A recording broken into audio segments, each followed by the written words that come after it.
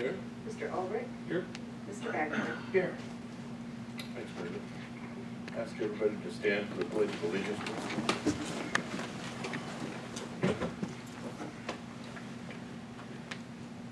Ready? Begin. Pledge allegiance to the flag of the United States of America and to the republic for which it stands, one nation, under God, indivisible, with liberty and justice for all.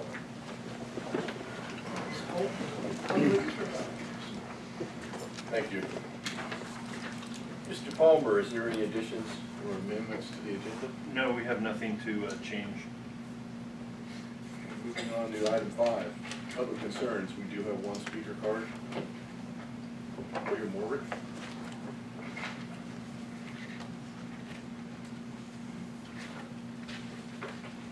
Thank you. I want to spend 3 minutes reporting on statements of others that I've come across recently that I thought the board should be aware of, that I will be reporting to my colleagues at the next council meeting, which unfortunately doesn't happen until the second week in September. Member of our planning commission, I recently returned from a workshop in Santa Barbara, put on by Senator Wachowski and I believe HCD office, and she reported that Senator Wachowski is the lead author of the SB 1069 and the what he considers, as I say later, the cleanup bill SB 229, but working through the legislature right now. Anyway, I was taken aback by the statements by the planning commissioner. His very explicit language, she said, was being used to describe the policies of this board with respect to capacity fees. Senator Wachowski described this behavior in the staff opinion as being a clear defiance of legislative intent and illegal in terms of the structure of fee assessment. Again, I'm not reporting any of my words, but the words of others that I thought I should bring to the attention of this board. His office made it clear they consider the intent of 1069 clear, and that's all written down here. I was taken aback by this. I said, I want to find out from the horse's mouth. So I called Senator Wachowski's office and was asked, is this indeed what was said at this workshop? Lead staff person said indeed that was accurate in terms of the senator's opinion. He further stated that they believed OVSD would very likely lose any legal challenge to their current position if it with respect to the assessment of capacity fees. They then referred me to Greg Nicholas, the Housing Policy Analysis for Housing and Community Development, also in Sacramento. Mr. Nicholas called me before I could call him. He repeated, he said he considered the agency's actions in defiance of clear legislative intent, and the structure of capacity fee assessment, the structure of how it's done is illegal in terms of current state law. He further stated that it was unfortunate that HCD does not have enforcement power, but he said he volunteered the statement to consider OVSD among the most egregious violators in the state with respect to the way capacity fees are handled by this agency. Both offices related to me that they considered SB 229 is very likely to be effective January 1st, 2018 after easily passing the legislature. I've attached 2 pages from the current legislative digest for SB 229. I asked what degree of commitment was in place for pursuing this legislative intent. Mr. Nicholas stated there was broad consensus among relevant parties in Sacramento that this is a priority issue, which will be pursued at both the legislative and regulatory levels until substantial compliance with legislative intent is achieved statewide. He also concluded to an inquiry as to whether the actions of the OVSD were causing problems for implementation of the housing element programs of our general plan in the city of Ojai. So he also alluded to a phone conversation that he had with both the general manager and the agency attorney for the OVSD. He related to me that he considered the arguments put forward by these individuals defending the current capacity fee assessment structure and policies as without merit. So I'm just reporting what was said by others, and presaging the report I'll be making to my colleagues at the next council meeting. So thank you. Just a statement of the report. Thank you very much.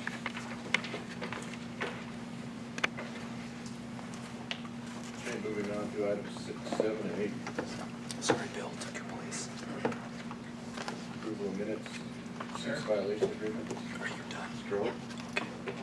That's what I was here for. Would like to Nice to meet you. have some corrections made to the 21 board member and general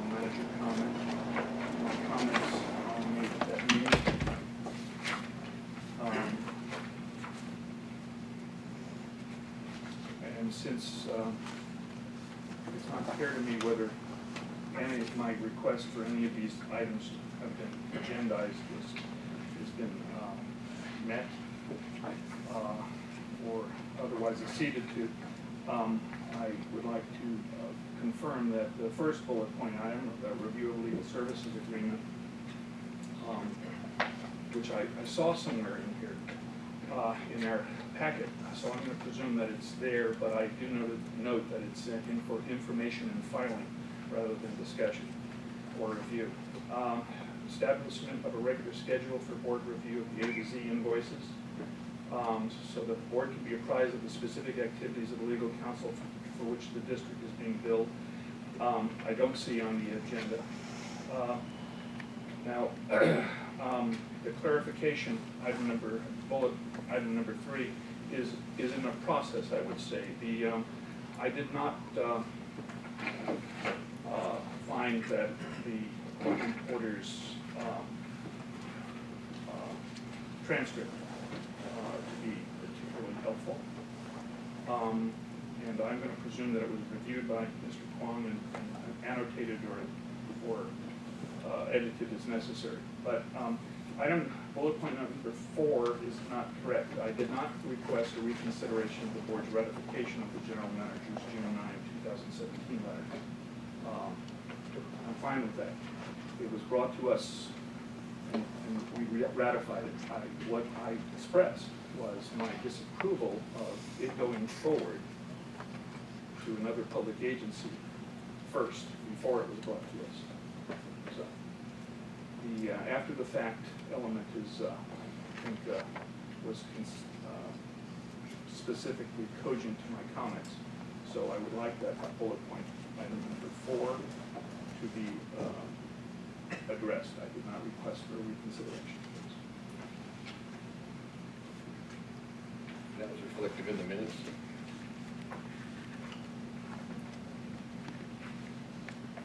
That's what I understood in the discussion and in the legal counsel's questioning of you afterwards when you were on. So I felt I was recapping what it was that you were requesting. Right. Well, just to clarify, at this point, to clarify, regardless of the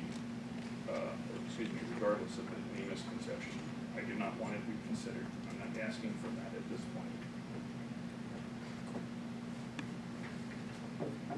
Thank you. Thank you.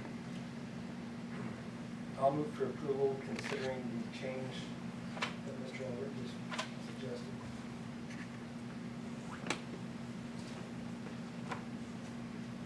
Do we have a motion?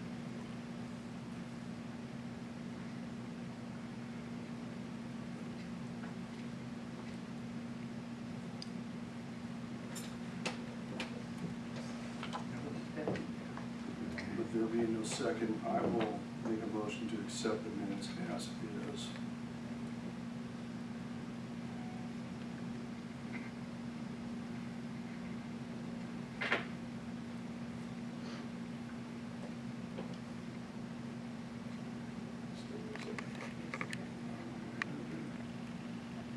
Second.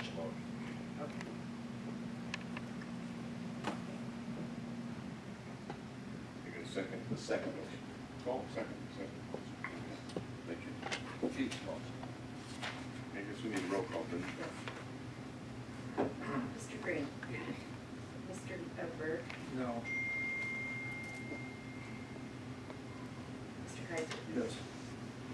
Mr. Curtis? Yes. Mr. Ulrich? No. Mr. Baggerly? Yes. Mr. Snow? Yes. It passes 5-2.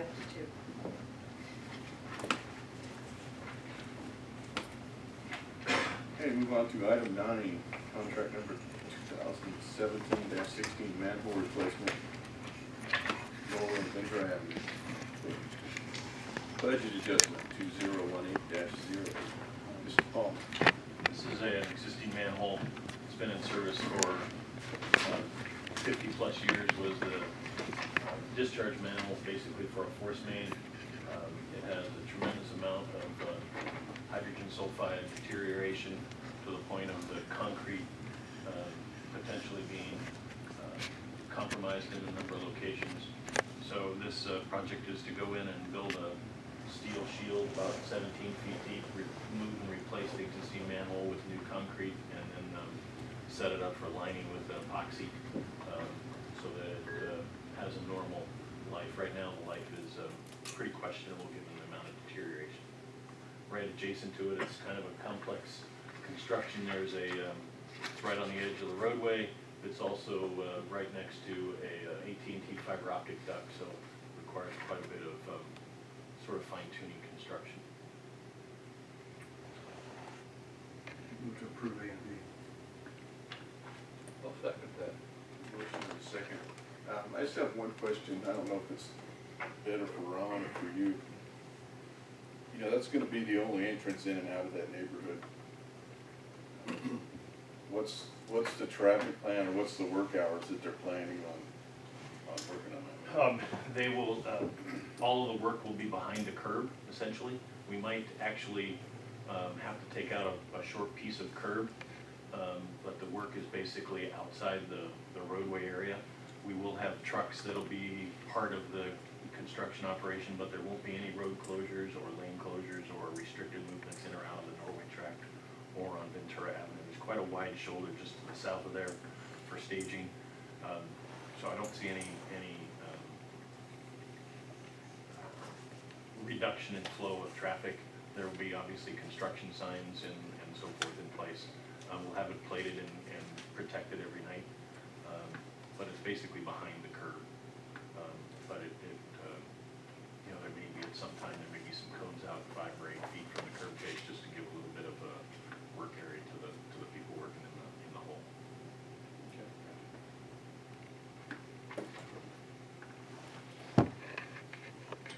We have a motion and a second. Just call the roll, please. Yes. Mr. Baggerly? Yes. Mr. Ulrich? Yes. Mr. Curtis? Yes. Mr. Kaiser? Yes. Mr. Byrd? Yes. Mr. Green? Yes. Mr. Stone? Yes. Moving on to item 10, manhole adjustments, contract number 2017-7. J&H Engineering.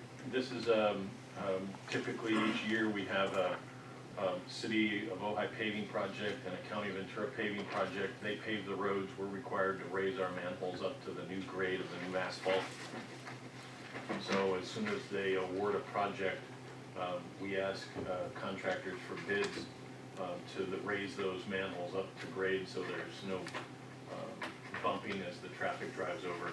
J&H submitted the lowest bid to raise those. We provide the rings and covers on any manhole ring cover that needs to be replaced, and anything that's replaced, we recycle the old ring and cover.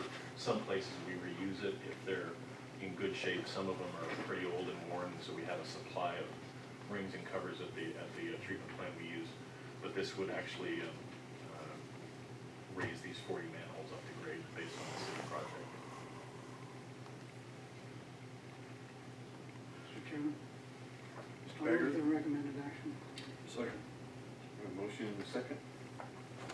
Any questions? Roll call vote, Brady. Mr. Green? Yes. Mr. Byrd? Yes. Mr. Kaiser? Yes. Mr. Curtis? Yes. Mr. Ulrich? Yes. Mr. Baggerly? Yes. Mr. Stone? Yes. Item 11, contract number 2017-18, Kunkel Creek Trunk Line Geological Services. Budget adjustment number 2018-9. We've done quite a bit of technical work on the hydrology and hydraulics of the flow in the Kunkel Creek line. It carries all of Oakview basically from Dolls, the Oakview Market, and anything east of the highway.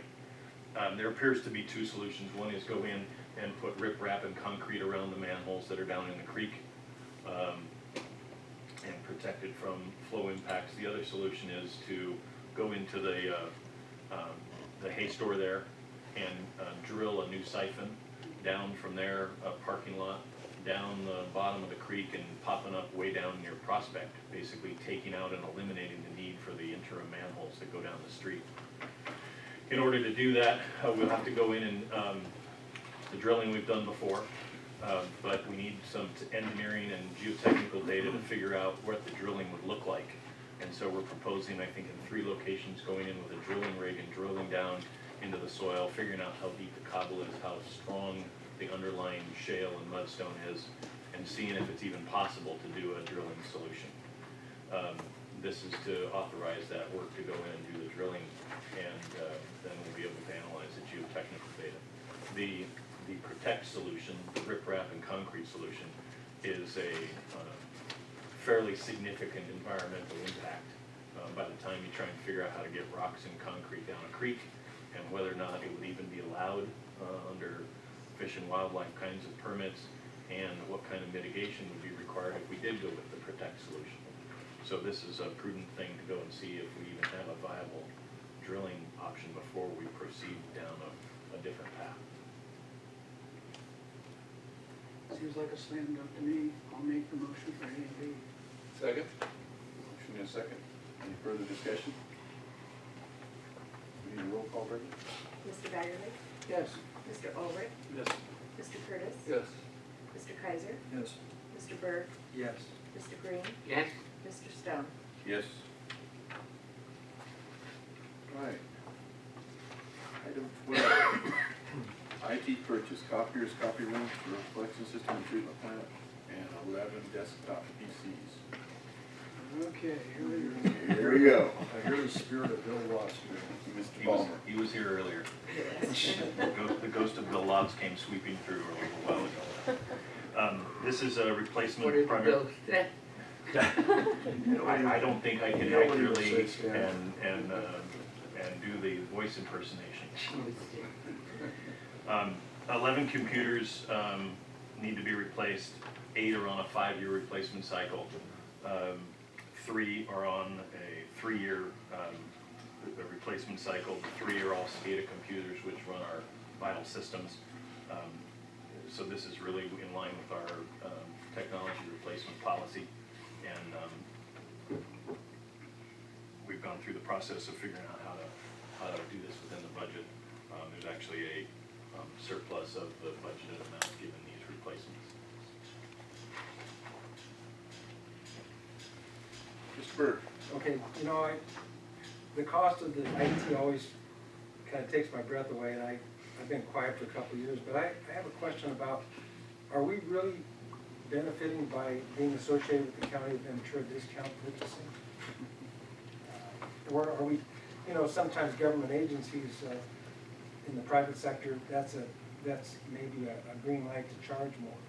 And I don't know if that's the case, but it seems like, well, I'm just questioning if that's really comparable to what a private company might pay for the same equipment. Do you have any? I'll give you one thought, and then I'll let Yan maybe speak on the specifics. But one of the things that's important on these purchases is the software that we run.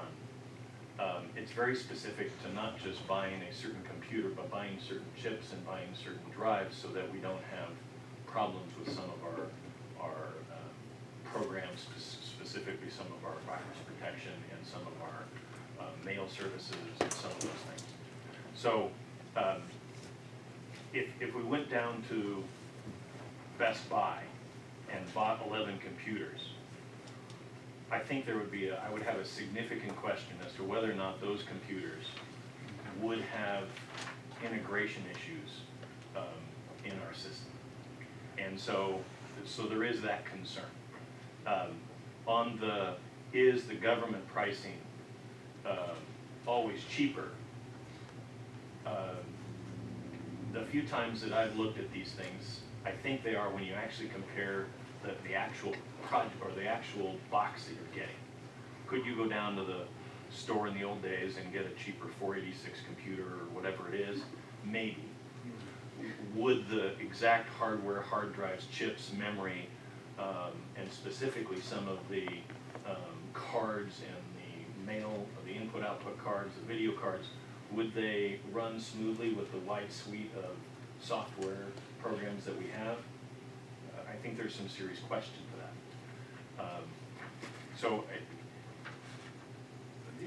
The the only other question I had about that was, do these prices include any suite software like Office? They do, yeah. Okay, so that expense, some of the expense. And also, are we still getting the 3-year, 24-hour response, live person in the office included in these computer prices? So this is Cadillac stuff here, right? I mean, we're getting full coverage, 3 years, or is it more? Well, you gotta remember, we hold on to them for 5, so, Yeah, so we're running 2 years uncovered basically. okay, so 3-year warranty, around the clock. Well, no, it's not server quality, it's not like 4-hour response. I mean, this is, you know, we contact CompuWave, they would pick it up and, you know, we would probably take a couple days to fix it if depending on what was wrong with it.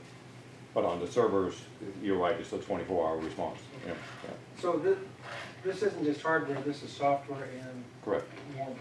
yeah. Okay, that covers my question. Mr. Kaiser? No, thank you.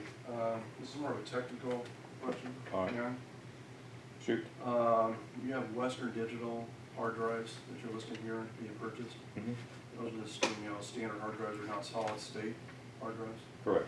Why are we still staying with standard hard drives, not transitioning over to solid state? Because it's still too expensive. Well, I mean, but if there's more potential for breakdown with the standard hard drive as compared to the solid state, is the price differential that much that we couldn't consider that as a board? Because isn't that what we're trying to do, is maintain a certain degree of integrity to the system and make sure that it holds true? I mean, you could, I mean, you know, obviously solid state, it requires less energy and there's no moving parts, there's, you know, whatever, so it's faster. The other thing I think that comes into play, I mean, that's a good question. The other thing that comes into play on the data is all the data on the network is backed up. And so if a hard drive fails, there's nothing on the hard drive that is proprietary OVSD data information, plans, financial information.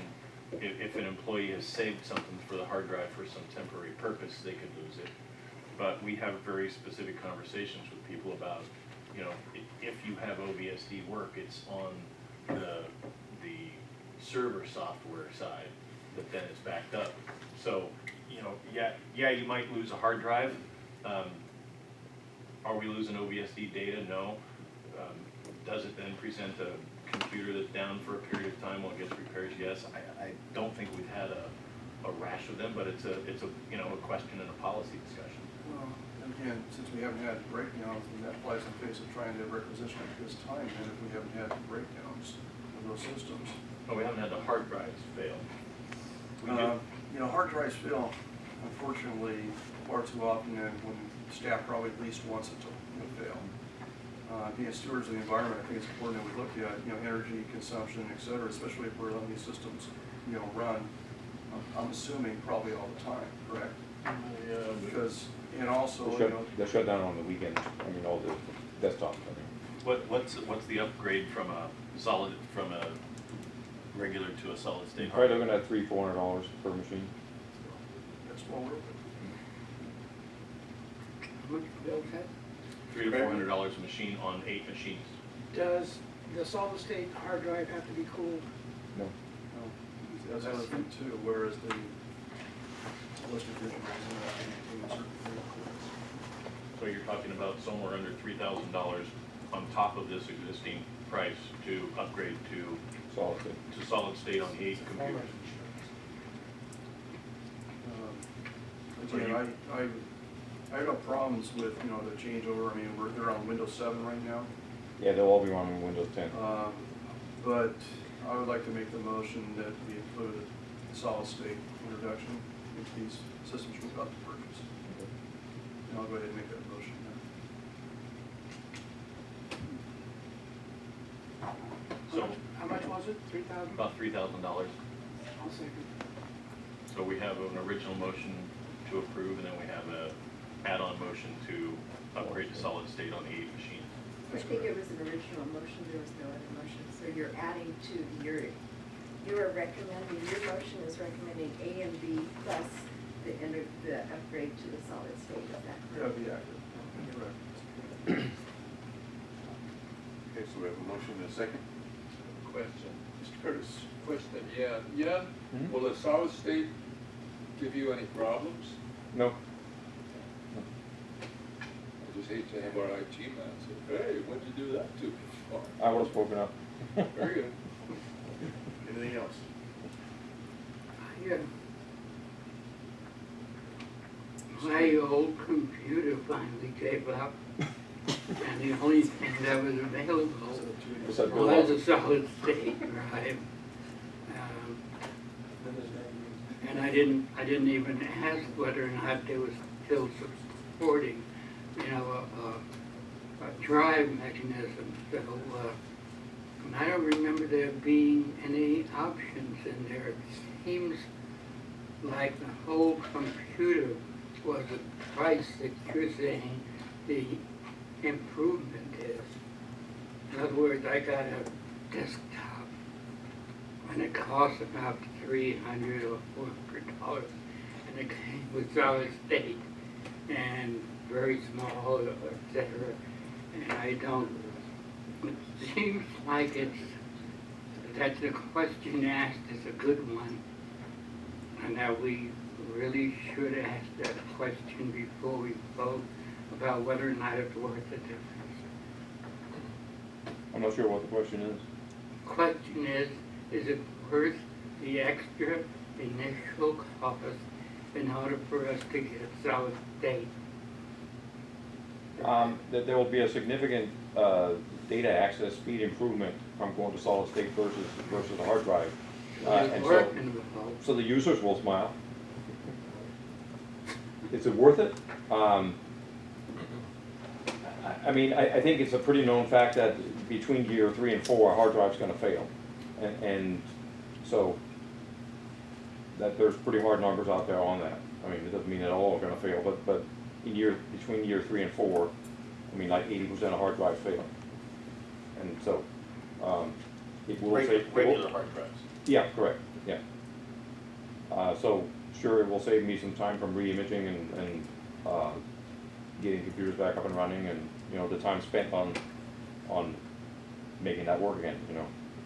Absolutely. But the chance of failure of the solid state is very low. Correct. Correct? Correct. Yeah. So is it not worth the extra money so we don't have a failure? I'm kind of gun shy when I come here, so I go on the cheap side.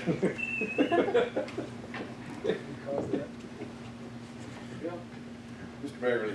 Did they give you anything for the Commodore 84? What? 64. Or was it? 64. Was it a trash? Yeah. Big 20. Actually, I think I once had one of those. Ready to call roll, please? Yes, Mr. Green? What is the motion now? The motion is to approve the two recommendations plus add the solid state, upgrade to solid state drive. Yes. Mr. Berg? Yes. Mr. Kaiser? Yes. Mr. Curtis? Yes. Mr. Ulrich? Yes. Mr. Baggerly? Yes. Mr. Stone? More of this computer stuff, yes? You did it, it improved, it expanded the cost. I know. Better- Thanks, guys. All right, item 13 is going to be a closed session, so we'll move that to after item 21. We'll move on to item 14, legal services agreement.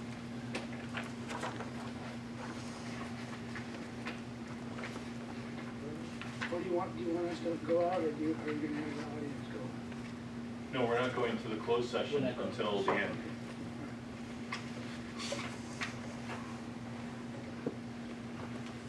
So this would be information items to receive file. We don't have to take any action, but if anybody's got any questions, now would be your chance. Yeah, I have a question. Mr. Ulrich? Chair, the fee schedule, the only one I can see in here is one dated 14 November 2000, and I'm sure that's hourly rate for a law firm partner of $192 is no longer valid. Where in the packet would I find what the current fee schedule is. It's not in there. Well, that's explains why I couldn't find it. Thank you. I will put it in the next board meeting. Thank you. That's the extent of my questions at this point. Okay. Any other questions on 14? Move to receive and file. Second. Item 15, monthly financial reports. It's in the packet. Do they have any questions?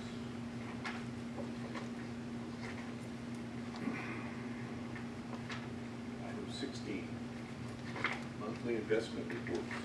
It's in the packet as well.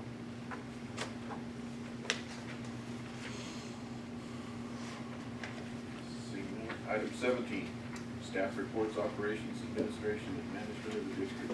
Go ahead.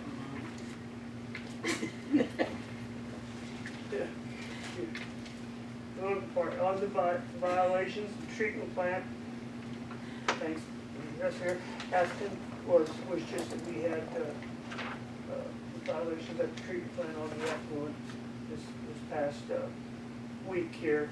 And, like previous reported, we'd had 2 years, without a violation, and since we brought it up, put it on the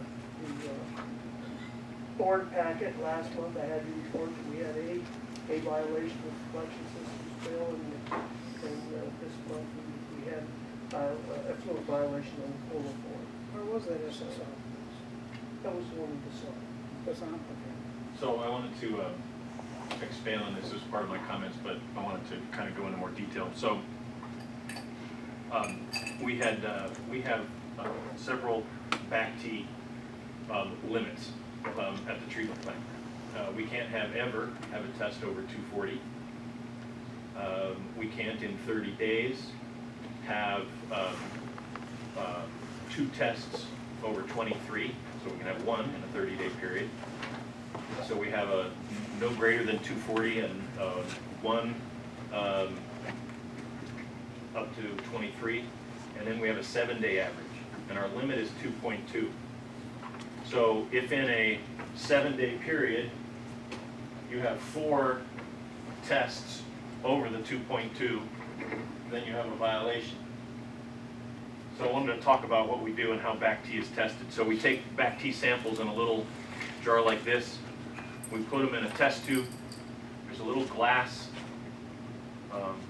piece here. It's open on one end, closed on the other. We put it upside down in the test tube. Put it in an incubator. The water can get cloudy. If there are little gas bubbles in the little test tube, then it's a hot tube. Algae or some sort of bacteria in the tube creates gas bubbles. That's a violation. So every day we take